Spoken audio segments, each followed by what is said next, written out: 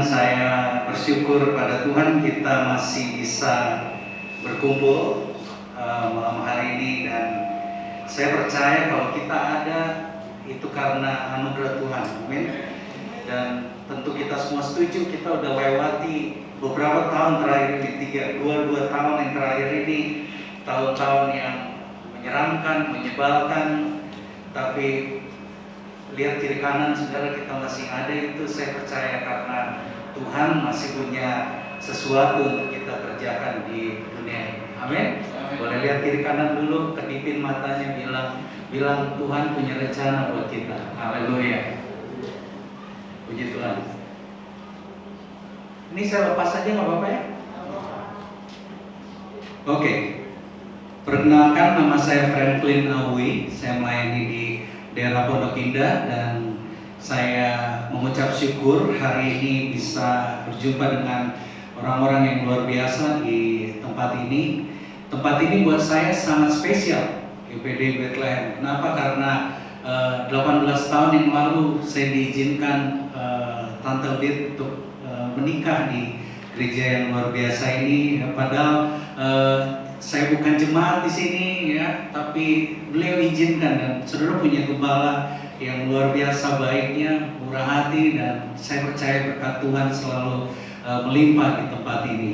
Dan hari ini saya diberi tema yang menarik banget, judulnya Her Need, His Need, atau kebutuhan wanita atau dan kebutuhan pria. Nah, kenapa menarik? Karena apa yang dikasih ini itu bukan berarti saya udah expert dalam hal ini, dalam pernikahan. Jauh dari kata ahli, ya. Bahkan kalau saya perhatikan ada bapak ibu yang saya yakin jauh lebih punya pengalaman mahal tentang apa itu perkawinan. Jadi kalau saya berdiri di depan bapak ibu saudaraku di tempat ini, bukan berarti saya lebih baik atau lebih ahli, bukan. Tapi izinkan saya sharing apa yang Tuhan taruh di hati saya tentang pernikahan, khususnya dari ayat ini. Mari kita buka ayatnya dalam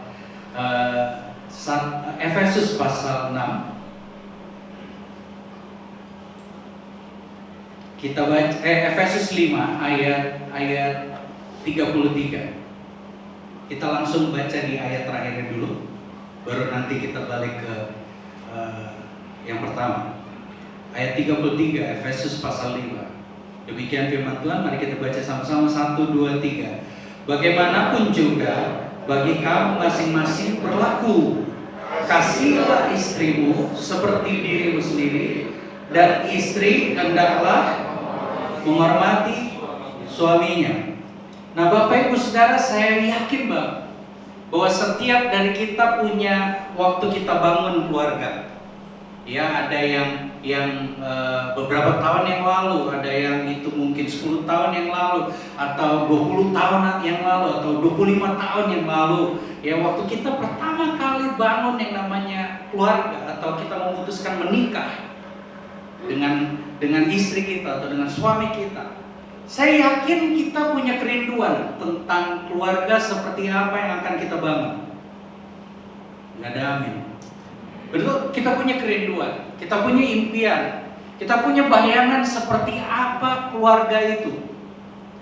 Nah, nggak ada satupun, saya yakin nggak ada satupun di antara manusia yang membangun keluarga atau memutuskan menikah punya bayangan atau punya impian atau punya kerinduan berdoa bahwa satu kali keluarganya akan hancur berantakan. Nggak ada yang datang ke Biston doa malam, ya lalu nangis kepada Tuhan, dan Tuhan, aku rindu sekali satu kali keluargaku bercerai, anakku pindah agama, ya istriku selingkuh, suaminya ternak istri, istrinya ternak suami, dan lain sebagainya. Nggak ada satupun orang yang punya kerinduan seperti itu. Kalau ditanya mau seperti apa keluarga yang kamu mau bangun, semuanya punya bayangan, punya impian, punya kerinduan yang ideal tentang yang namanya sebuah keluarga. Tapi kalau saudara perhatiin, Makin kesini, makin zaman semakin akhir, kualitas keluarga makin hancur berantakan. Makin hancur, babak belur berantakan. Kalau zaman dulu, saudara, saya Badung banget. Saya bekas pecandu obat dulu. Ya, tapi sebadung-badungnya saya waktu saya masih belum kenal Tuhan, saya jarang dengar kata cerai di antara teman-teman waktu saya sekolah. Jarang ada dengar kata-kata cerai ya. Oh, papa mamanya cerai. Jarang banget saya dengar itu. Ya, hampir nggak pernah kalau saya ingat-ingat dengar ada papa mamanya cerai, nggak ada. Tapi hari ini, saudara, dengar kata cerai itu benar-benar sama kayak dengar orang makan ke restoran, saudara. Biasa. Zaman saya dulu dengerin kayak gitu-gitu, aduh, jarang banget. Tapi semakin hari semakin kesini, saudara, cerai itu jadi kata biasa. Bahkan di tengah-tengah anak Tuhan sekalipun. Betul nggak? Bahkan yang dulunya itu nggak terjadi, jarang terjadi, apalagi di tengah-tengah keluarga anak-anak Tuhan. Tapi sekarang itu terjadi, bahkan bukan cuma anak Tuhan, bahkan terjadi di tengah-tengah keluarga hamba Tuhan, di tengah-tengah keluarga yang pelayanan. Nggak kurang pelayanan, nggak kurang doa, nggak kurang firman, bahkan pengkhotbah besar. Terjadi keretakan dalam rumah tangga. Apalagi di dunia artis, itu di dunia entertain. Orang cerai itu kayak nggak pakai pikiran lagi, sudah. Beda dikit cerai, lalu ujung-ujungnya yang disalahin enak aja. Siapa yang disalahin? Ini kehendak yang maha kuasa. Tuhan yang mau kita cerai, yang terbaik. Enak aja, saya pengen jitak tuh artis rasanya. Dan segampang itu orang ucapkan cerai. Pertanyaannya gini, kenapa itu terjadi? Yang pertama emang paling gampang kita salahin, ini kerjaan si iblis. Udah pasti kan, yang paling gampang anak Tuhan lakukan itu. Ini salah si iblis ini, bukan salah Tuhan, salah iblis, betul. Tapi pertanyaannya gini, iblis nggak bisa kerja kalau nggak ada celah. Setuju gak? Iblis nggak bisa kerja kalau kita keluarga nggak memberi celah. Nah, para ahli di dunia ini coba teliti tentang pernikahan, saking pentingnya, saudara, pernikahan. Kenapa? Karena di Amerika itu sekarang 50% pernikahan cerai. Bahkan setiap berapa detik, saya lupa statistiknya, setiap berapa detik terjadi perceraian di Amerika. Saya nggak tahu, di Indonesia kurang data-data kayak begini. Tapi saya ambillah patokannya. Karena hari ini dunia online terbuka lebar, sudah bisa cari semua data tentang pernikahan. Tapi itu terjadi di Amerika, saking begitu gentingnya pernikahan, sampai-sampai generasi hari ini, saudara, nggak percaya lagi yang namanya pernikahan. Mereka lebih memilih kumpul kebo. Bahkan saya beritahu saudara, jangan terkejut, bahkan dari mereka memilih untuk tidak lagi menikah dengan lawan jenis, tapi mereka menikah dengan sesama jenis. Wow. Dan kenapa itu terjadi? Saking pentingnya isu ini di sana, ditelitilah, dibuat penelitian tentang pernikahan. Di Washington University dia diteliti 2000 pasangan selama 20 tahun diteliti. Di survei, disuruh isi kuesioner, di konseling dan lain sebagainya, rutin 2000 pasangan selama 20 tahun. Mereka ketemu rutin setiap minggu. Dan saudara tahu, Bapak Ibu tahu, 2000 pasangan ini yang bertahan sampai akhirnya. Bertahan, bukan cuma bertahan dan happy, bahagia, finishing well. Mereka masih pertahankan pernikahannya sama seperti waktu mereka baru menikah dan bahagia. Ini penting, bukan cuma bertahan, bahagia. Hasilnya, kesimpulannya, apa rahasianya? Apa resepnya? dari hasil survei ini muncul kata love and respect, kasih dan penghormatan. Mereka capek-capek teliti 20 tahun, padahal itu ada di Alkitab. 2000 tahun yang lalu Paulus sudah tulis ini, kasih pesan pewahyuan dari Tuhan tentang keluarga, tentang suami dan istri.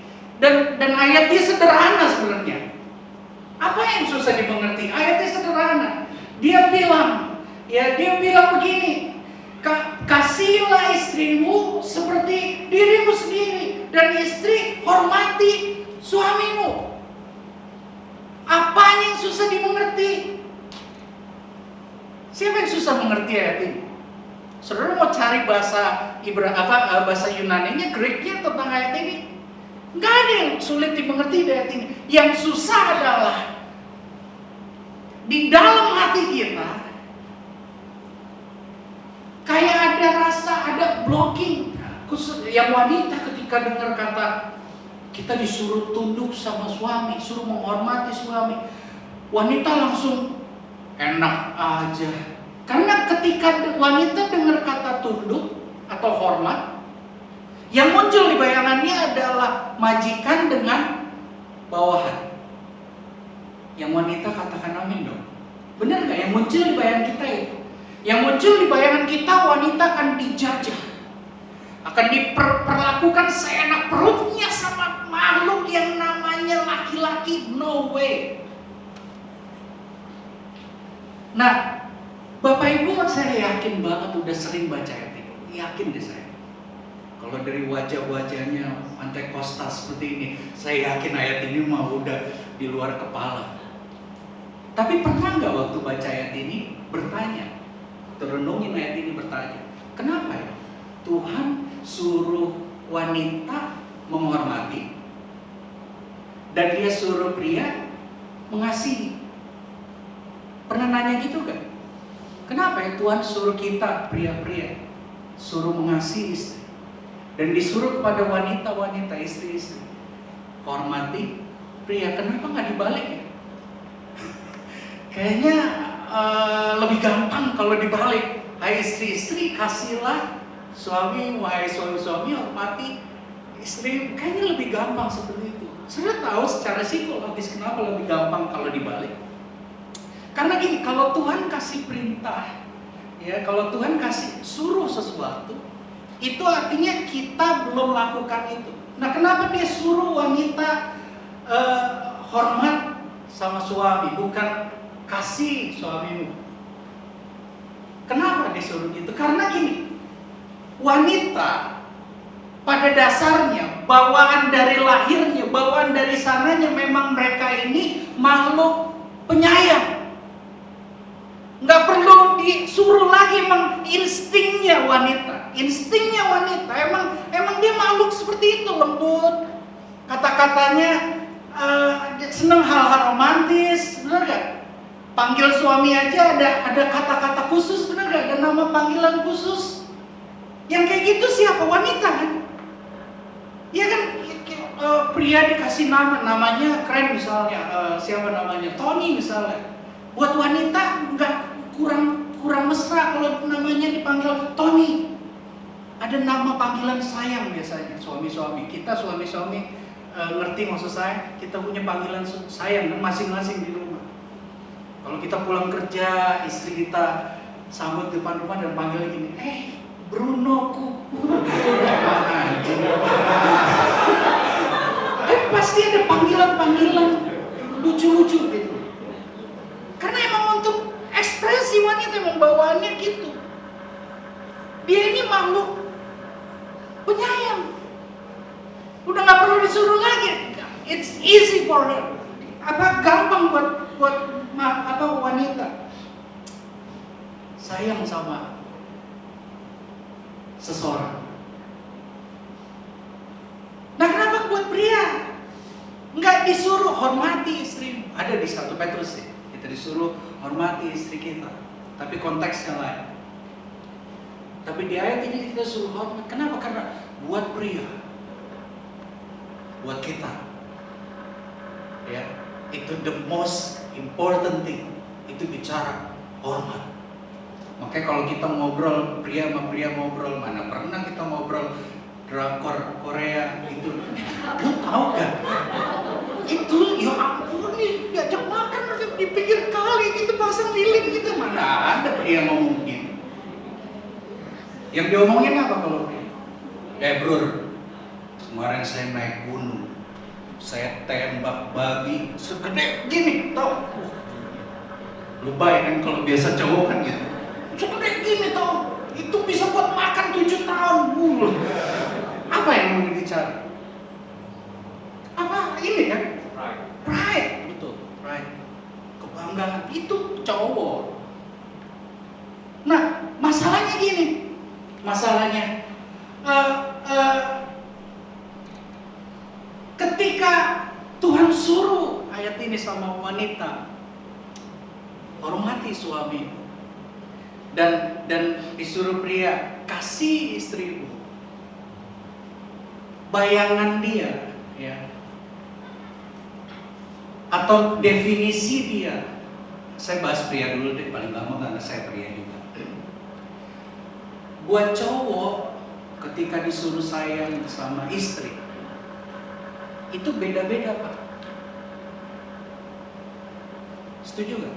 Beda-beda nih. Kalau saya tanya satu-satu, Pak, menurut Bapak apa itu sayang istri? Jawaban Bapak ini dengan Bapak yang sana beda-beda. Kenapa? Karena sumber idenya macam-macam. Begitu juga istri. Apa itu hormat sama suami? Beda-beda. Dengan jujur saya mesti beritahu, kita di gereja, khususnya pasangan-pasangan muda, jarang bahkan gak pernah diajarin tentang hal ini. Bagaimana kita mengasihi dan bagaimana istri menghormati. Siapa di sini, saya nggak usah tanya deh. Buat Bapak Ibu Saudara yang hadir ke sini pernikahannya di atas 10 tahun.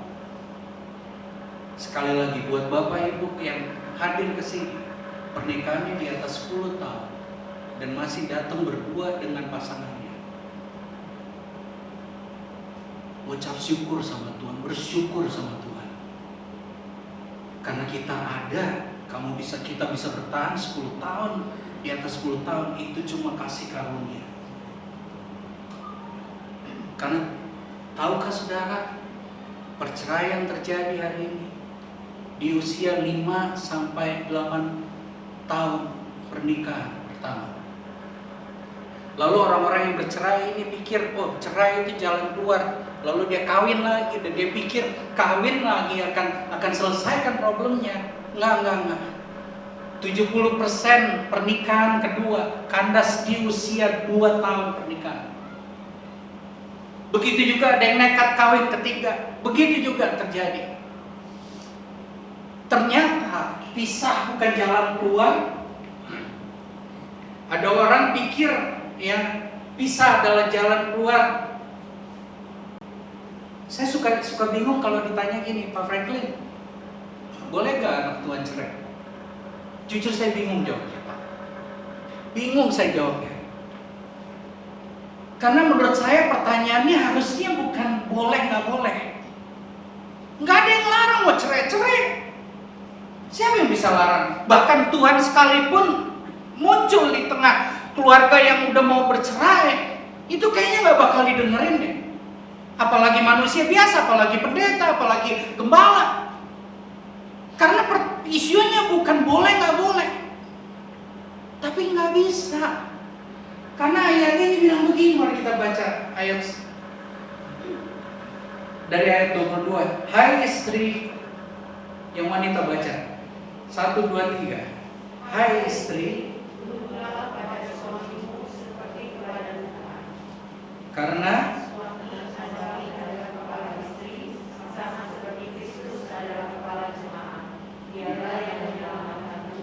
ayat selanjutnya, karena itu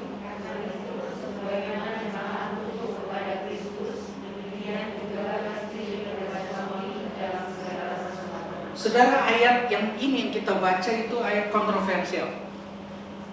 Karena di luar sana, ya, di luar sana ini ayat jadi perdebatan, khususnya di wanita-wanita yang pejuang hak wanita. Ini salah satu penyebab, ya, ayat ini dipakai jadi penyebab banyak wanita-wanita di luar sana, ya, menolak menjadi Kristen karena ayat ini. Apa-apaan nih ayat? Kita disuruh tunduk sama suami seperti apa? Kepada Tuhan. Wah, ini melanggar hak asasi wanita, persamaan derajat dan lain sebagainya. Ayat ini nggak bahas soal itu, saudara. Yang wanita kalau baca ayat ini jangan baca setengah, jangan cuma baca ayat ini. Kenapa? Karena bawahnya ayat selanjutnya tugas pria lebih berat lagi. Mari yang pria baca sama saya. Hai suami, kasihilah istrimu sebagaimana Kristus telah mengasihi jemaat dan telah menyerahkan dirinya. Kalau wanita disuruh hormat, kalau yang pria, kami pria-pria, suami-suami, diperintahkan untuk sayangi istri kita. Bukan seperti aktor Korea, bukan seperti drama Korea atau sinetron atau film-film romantik di film di TV dan lain sebagainya. Kami disuruh mengasihi istri kami seperti Kristus mengasihi jemaatnya. Pertanyaannya gini, seperti apa Kristus mengasihi jemaatnya? Seperti apa? I love you. Muridku, wah ini bedi, neraka ku masuki, lautan ku seberangi, belah dadaku, apa seperti itu?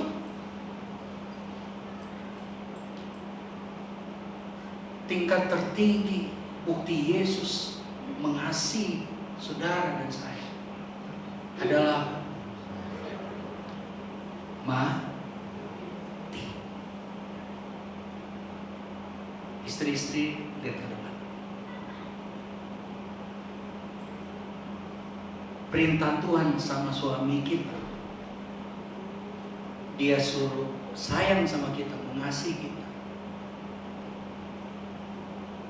seperti Kristus mati, menyerahkan hidupnya buat kita. Gampang ya Pak? Suami-suami halo? Gampang? Gampang? Itu, jangankan mati Pak, jangankan mati, baru dijutekin aja sama istri. Baru dijutekin, tau jutek gak sih di Kelapa Gading? Jutek tau? Julid atau apa? Baru dijutekin, baru dijudesin. Suami-suami udah kurang ajar nih istri. Gua kawin lagi, udah kayak gini. Belum sampai disalib, belum. Iya kan? Belum. Sebagai pria saya harus ngaku di hari tertentu, di setiap bulannya wanita. Entah ada roh apa. Wanita ini tiba-tiba istri kita ini jadi orang yang kita nggak kenal. Di Kelapa Gading kayaknya enggak sih, kayak kita pantai Wastafel, kita wanitanya wanita ilahi semua. Itu nggak terjadi. Kami udah tolak dalam nama Yesus. Tapi ini terjadi di saya nih. Jadi saya lagi cerita, saya dan istri saya mumpung dia nggak ikut. Di setiap hari di setiap bulan. Entah ada roh apa. Dari pagi sampai pagi lagi, bukan malam lagi, pagi lagi. Kayak kalau saya ingat-ingat beberapa hari deh, itu tiba-tiba ada roh lain gitu. Kenapa? Karena di hari itu apa saja yang pria buat salah. Biasanya kita bangun tidur mau siap-siap kerja, si istri yang lagi kumat, istri saya ini direkam di YouTube.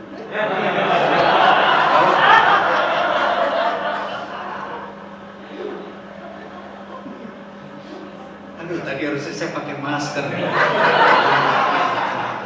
Maaf ya sayang, ini biar bagi berkat. Gak apa urusannya nanti di rumah. Sampai lupa tuh saya. Oke. Pagi-pagi kita udah siap-siap kerja, biasanya istri akan minta tolong tuh kalau di masa-masa ini, minta tolong. Ntar kamu pulang kerja, bantuin ya bersihin lantai. Nah, biasanya pria-pria yang peka Roh Kudus udah tahu, benar nggak? Bapak-bapak tahu nggak masa-masa itu? Kita udah tahu deh. Yang udah 10 tahun menikah udah tahu ini salib lagi dicurahkan. Dan sepanjang hari itu apa saja yang kita buat salah, kita sapu. Lalu istri datang nyapu kayak begitu. Kucing juga bisa. Pokoknya aduh kacau deh pokoknya.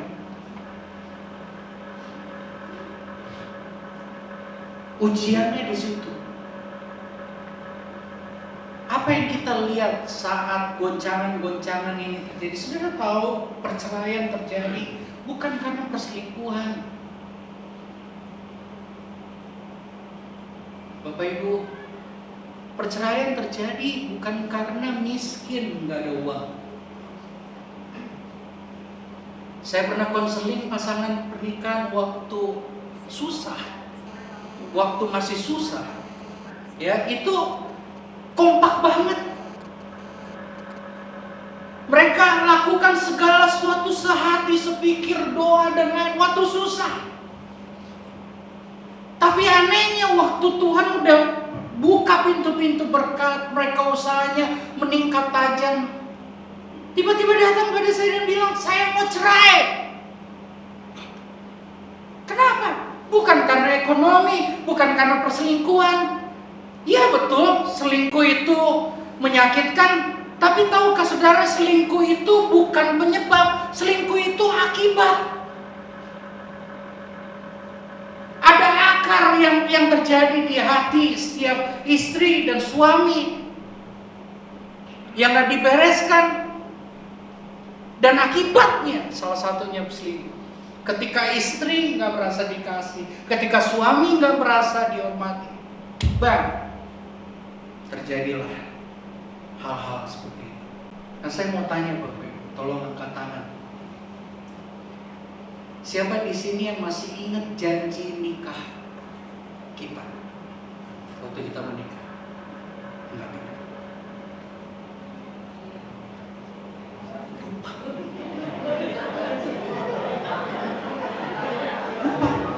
Serius.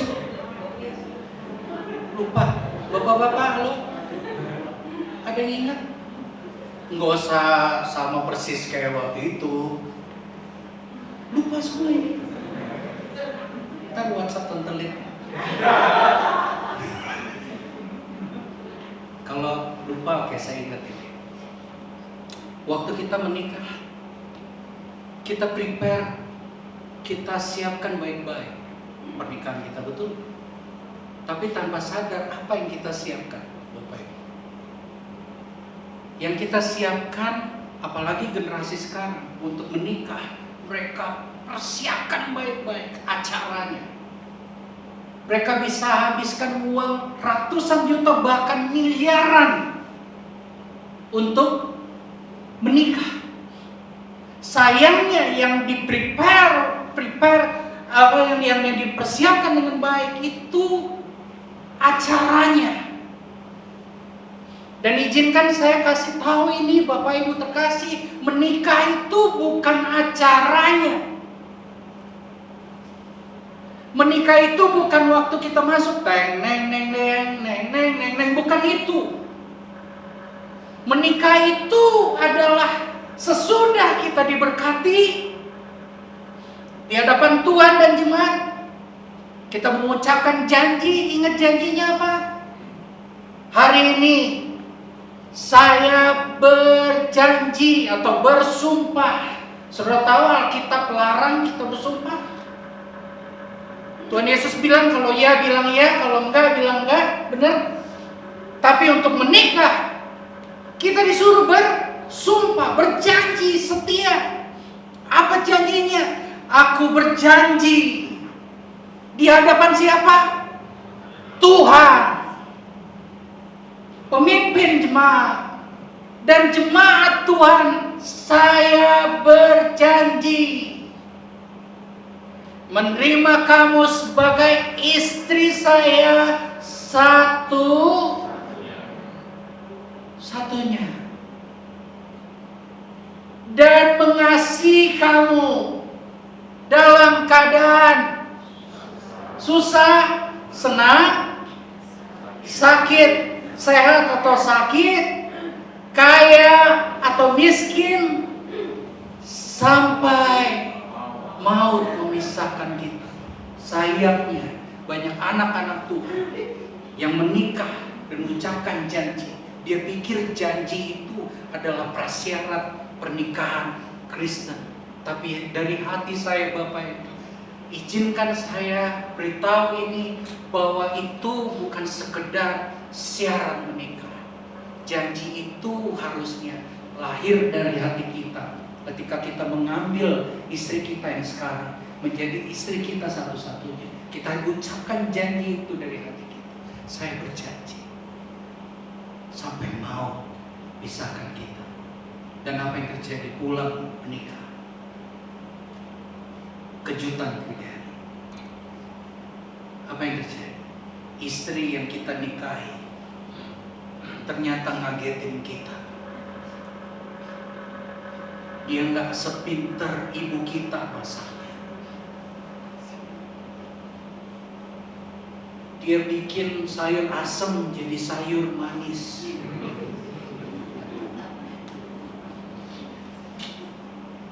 Dia masak nasi, nasinya jadi kerikil semua.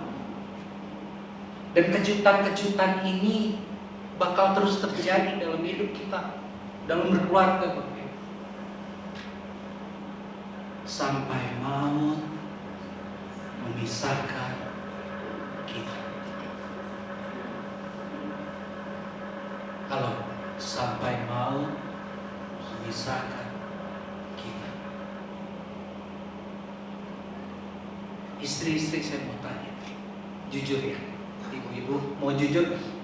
Jujur ya, dosa ini di GPDI itu boleh nggak jujur.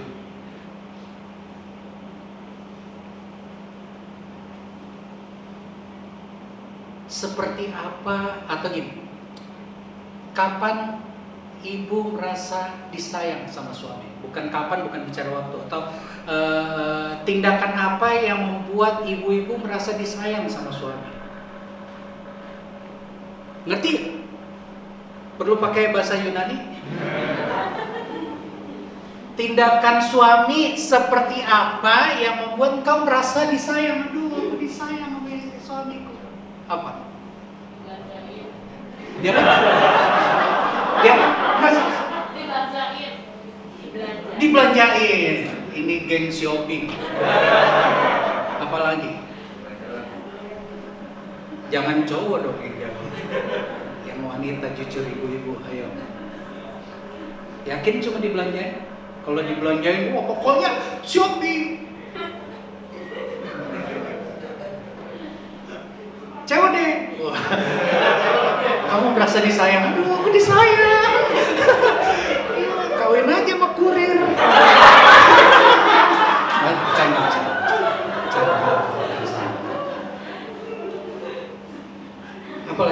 Apalagi Bu, ya. Ini mumpung buka Jadi ini sebelahnya biar dengar. Seperti apa waktu kamu disayang? Sakit dirawat. Bukan ditinggalin, dirawat. Apalagi? Didengar? Didengar? Enggak ya? Emang Kelapa Gading tuh unik ya, istri-istri. Nggak perlu didengar ya istri-istri sini. Nggak perlu ya.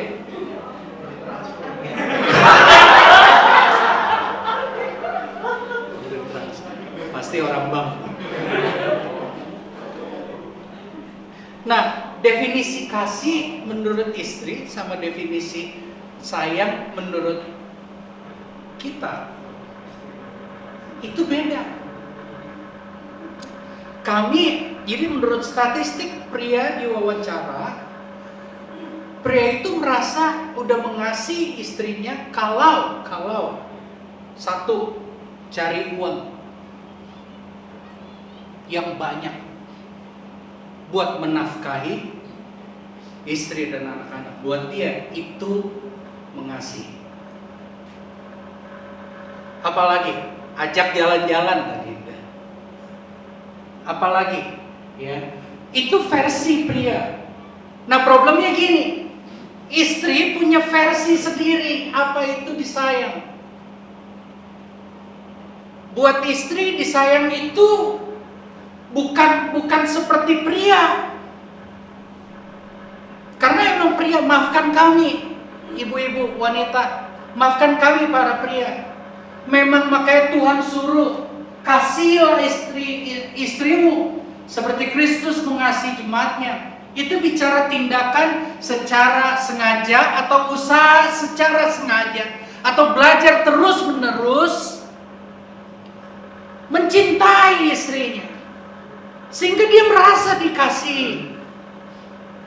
Itu tindakan usaha yang perlu kita bertumbuh di situ. Jadi bertumbuh bukan hanya dalam pelayanan. Kita juga perlu pria-pria bertumbuh dalam mengasihi istri kita. Nah caranya gimana kita perlu tahu, karena ini beda-beda kebutuhan istri-istri kita di rumah. Saya berbanding terbalik sama istri saya. Istri saya itu senangnya dia merasa disayang kalau dia ditemenin traveling. Travelingnya ekstrim lagi, ke gunung, ekstrim banget ya.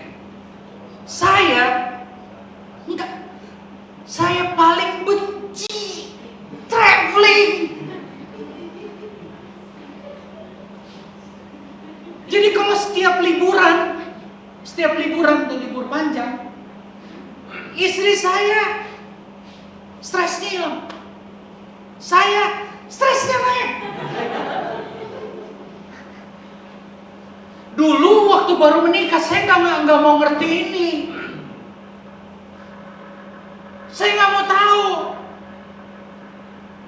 Tapi lama kelamaan saya baca firman Tuhan tentang ayat ini, saya disuruh mengasihi istri saya seperti Kristus mengasihi jemaatnya, itu memberi dirinya mati buat gereja. Saya belum disuruh mati, saya baru disuruh traveling. Dan saya berdoa sama Tuhan, Tuhan, Bapakku di surga. Saya nggak bilang jauhkan cawan ini daripada aku. Itu cuma boleh dilakukan Tuhan Yesus. Ini doa saya, Tuhan, kamu tahu saya benci banget traveling. Tuhan tahu saya benci nyetir di tol Cikampek, bayangin di Cikarang, aduh, air mata menetes. Bukan kan kalau tadi Bapak kan menangis karena di jamaah Tuhan kan. Kalau saya di Cikampek bukan karena di jamaah Tuhan, Pak. Dan itu stres banget. Tapi ini doa saya sebagai pria. Tuhan, beri saya anugerah. Kesel banget nih Tuhan. Tapi saya tahu anugerah-Mu cukup bagiku. Saya minta damai sejahtera yang melampaui segala akal, melampaui hati dan pikiran.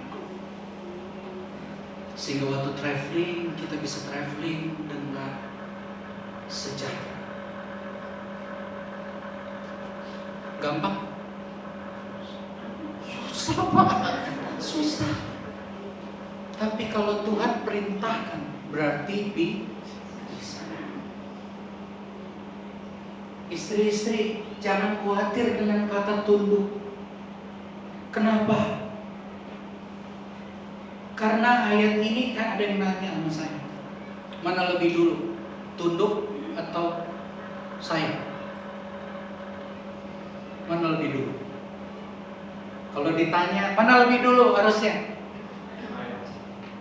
Istri hormat sama suami atau suami sayang sama istri?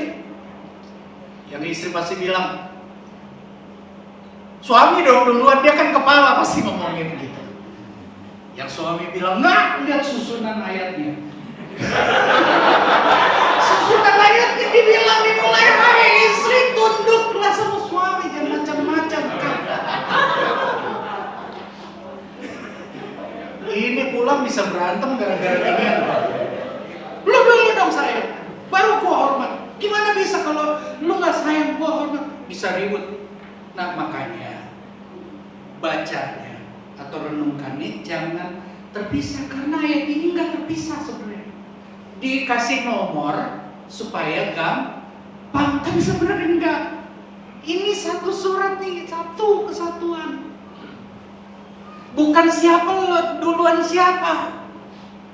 Sama kayak ditanya, mana lebih dulu, telur apa ayam? Nggak lu ribut deh sana, nggak bakal ketemu. Nggak bisa melihatnya siapa lebih dulu siapa, nggak, ini satu. Artinya gini, waktu kita memutuskan menikah, menjadi satu dengan istri kita, jadi satu dengan istri kita, itu artinya ini terjadi dua belah pihak, satu kesatuan. Karena ayat ini bilang, demikian juga suami harus mengasihi istrinya sama seperti tubuhnya sendiri. Siapa yang mengasihi istrinya mengasihi dirinya sendiri. Sebab tidak pernah orang membenci tubuhnya sendiri, tapi mengasuhnya dan merawatnya sama seperti Kristus terhadap jemaat, karena kita adalah anggota tubuhnya. Saudara, pernikahan ini ketika kita menikah dengan istri kita, saat itu kita jadi satu. Kita nggak dua lagi. Jadi kalau satu nggak ada, otak bilang sama perut, perut, stop buncit. Mulut nggak bisa makan. Lalu yang perut bilang nggak, bilang tuh si mulut, jangan makan lagi. Baru gue stop buncit. Nggak bisa tuh, bener? Nggak, bukan siapa duluan siapa. Bapak Ibu ngerti maksud saya, mudah-mudahan ngerti. Tapi emang satu tubuh itu bekerja satu kesatuan. Satu tubuh, satu kesatuan. Love and respect. Kasih dan penghormatan, satu kesatuan. Bukan siapa duluan siapa, satu kesatuan.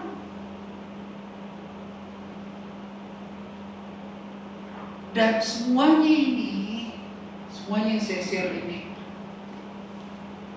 hanya bisa dilakukan, kata kuncinya di sini. Demikian juga suami harus mengasihi istrinya sama seperti tubuhnya sendiri. Siapa yang mengasihi istrinya mengasihi dirinya sendiri. Sebab tidak pernah orang membenci tubuhnya sendiri, tapi mengasuhnya, merawatnya, sama seperti Kristus terhadap jemaat. Ukurannya yang dipakai adalah Kristus kepada kita. Kalau Bapak Ibu hari ini tergoncang, sehebat apapun goncangan. Dulu waktu saya mau menikah di tempat ini, bayangan saya pernikahan itu pernikahan ilahi, pernikahan tanpa konflik. Kalaupun konflik, yang keluar ayat Alkitab. Mazmur 103 itu kalau ribut tuh begitu. Bayangan saya keluarga yang nanti saya bangun adalah keluarga yang dikuasai Roh Kudus sehingga kalau ngomong nggak bisa kasar. Ternyata 18 tahun kami menikah, kami sadar penuh. Pernikahan dalam Tuhan bukan pernikahan tanpa luka. Pernikahan dalam Tuhan bukan pernikahan tanpa konflik. Tapi justru ini yang kami belajar. Dalam pernikahan selalu ada luka. Selalu ada luka. Dalam pernikahan pasti ada goresan. Tapi di situ bukti kasih Kristus ada. Yaitu ketika suami berkata, aku mengampuni kamu. Ketika istri sambil hancur hati, menangis di hadapan Tuhan, lalu berkata sama suaminya, aku mau tetap taat tunduk sama kamu seperti pada Kristus, dan aku mengampuni kamu. Dan kasih Kristus bekerja justru di saat sakit, di saat luka, di saat penderitaan terjadi. Saudara nggak perlu Tuhan kalau everything semuanya baik-baik aja. Tapi justru buat dunia ini yang bikin kita beda. Di saat yang gak baik, di saat goncangan terjadi, kenapa pasangan suami istri itu bisa tetap saling tersenyum? Kenapa mereka bisa kemana-mana berdua? Kenapa mereka bisa habiskan akhir hayatnya tetap setia satu sama lain? Dan itu yang dipertanyakan dunia sana. Sehingga anak-anak Tuhan bisa muncul lewat pernikahan menjadi berkat. Bukan lewat khotbah, bukan hanya lewat pelayanan hari Minggu, tapi lewat pernikahannya. Kenapa? Karena Kristus ada di tengah-tengah.